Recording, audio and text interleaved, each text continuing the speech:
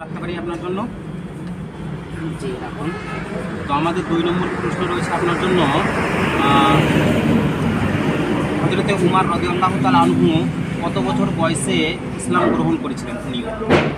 হযরত উমর রাদিয়াল্লাহু তাআলা আনহু ইসলাম গ্রহণ করেছিলেন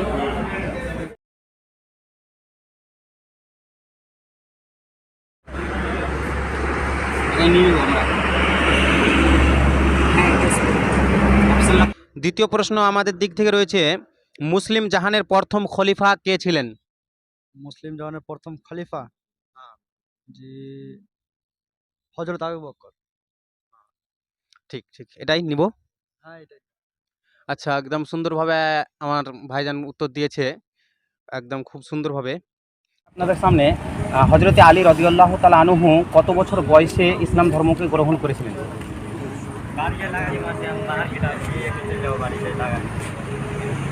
আচ্ছা, আপনি?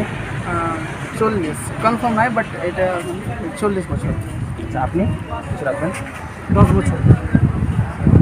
তো আপনার 40 বলেছেন, আপনি 10। তো কোনটা নিব বলতে পারেন আপনারাই। 40 10 আপনি 40 আপনি 10 10টাই। তো অবশ্যই 10 রয়েছে।